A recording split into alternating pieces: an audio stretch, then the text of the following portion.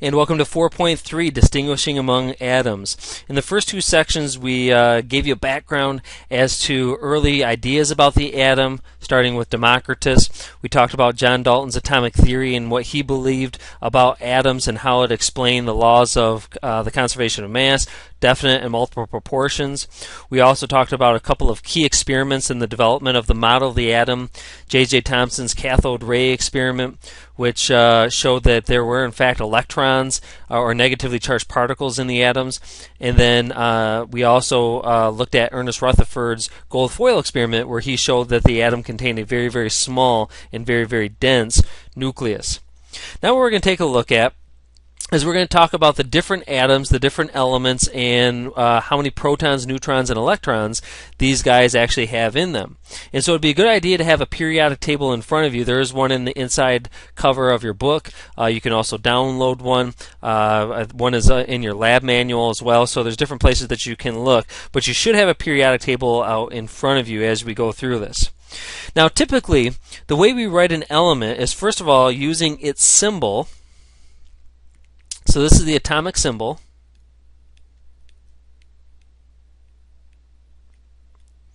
It is usually going to be a 1 or 2 letter symbol. If it is a 1-letter symbol, it's just capitalized. If it's a 2-letter symbol, the first letter will be capitalized, the second one will be lowercase. And just so you know, some of the elements have some funny symbols. As you know, many of the elements actually use Latin names or some type of name from antiquity. So the symbols don't always match up with the names that we use for them. In the lower left-hand corner, we have what's called the atomic number. The atomic number is simply going to be the number of protons. And then usually in the upper left, I actually have it in the upper right here. I'll go ahead and write this one in up here as well, because that's typically where you're going to find it. I need to type it over here because the program won't let me put it over there. But anyway, those numbers are what we call the atomic mass, or the mass number. Now the mass number happens to be the number of protons plus the number of neutrons. Let me scribble that out. It's the protons plus the neutrons. Now it is technically not exactly the mass of the atom, because the protons and neutrons don't necessarily weigh exactly 1 AMU. But for our purposes right now, that's the way we're going to treat it. So if this has a mass number of 197, the total number of protons and neutrons will equal 197. So you can actually, from the symbol, calculate the number of protons, neutrons, and electrons from this information. So gold has 79 protons. It always has 79 protons. That's what makes it gold. If it had 78 protons, I believe that it would be platinum. And if it had 80 protons, it would be mercury. So 79 protons makes it gold. Because it has a mass number of 197, you would want to take 197, I'm going to just write it up here real quick, 197 minus 79, and you're going to have, 98, I believe? No, it's going to be 118, excuse me. So you have 118 neutrons. All right. And then because the atom is neutral, the number of protons must equal the number of electrons so that the positive and negative charges balance out. So this is going to have 79 electrons. So from this information here, gold has 79 protons, 118 neutrons, and 79 electrons. Let's go ahead and try a few more as we scroll down. Okay, we want to calculate the number of protons, neutrons, and electrons for each of the following. You have lithium. Lithium has 3 protons because it has a 3 in the lower left-hand corner. So it's 3 protons.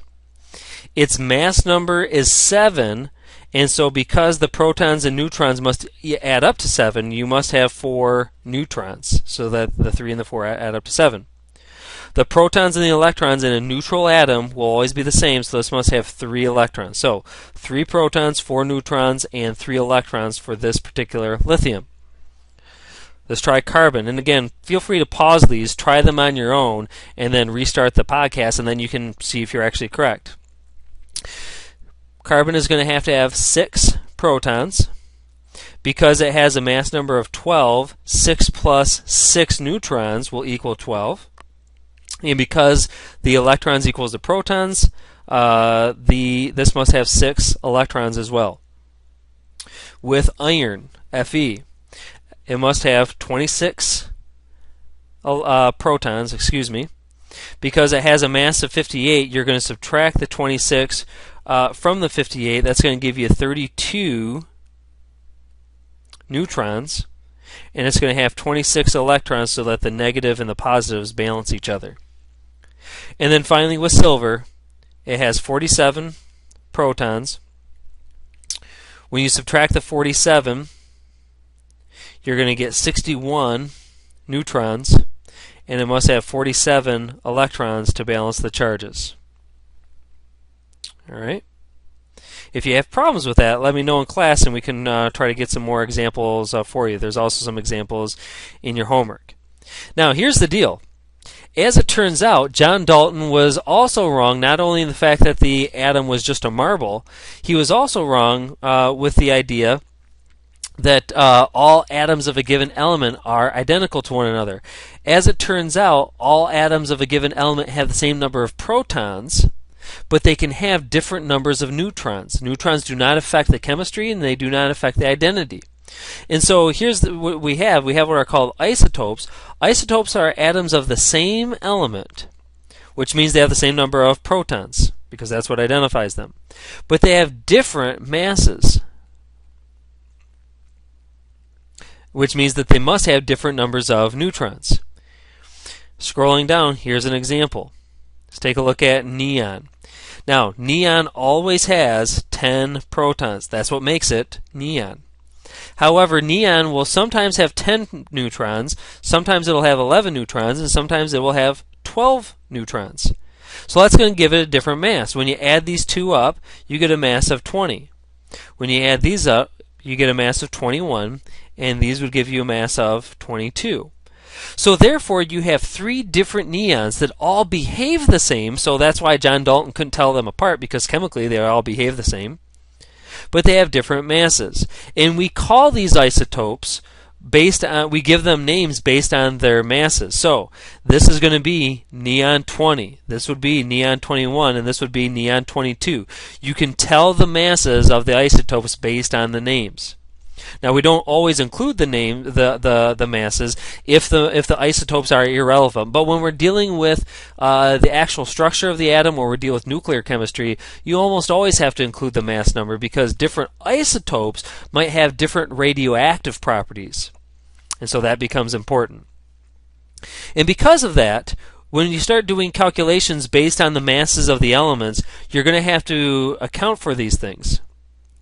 So let's go ahead and practice writing the symbols for for a few different isotopes, or nuclides as they're sometimes called, for chromium. You have chromium 50, 52, and 53. Well, first of all, chromium always has a symbol of Cr, so that's what we're going to give for the symbols.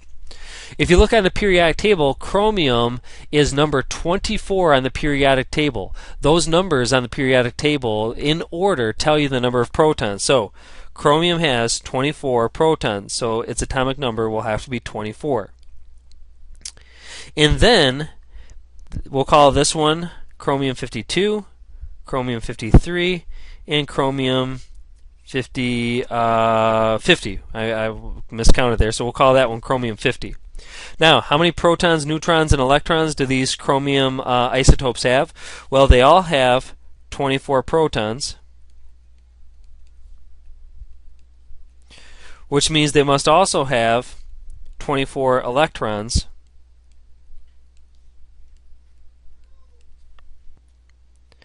but the number of neutrons will differ. Chromium 52 is going to have 28 neutrons.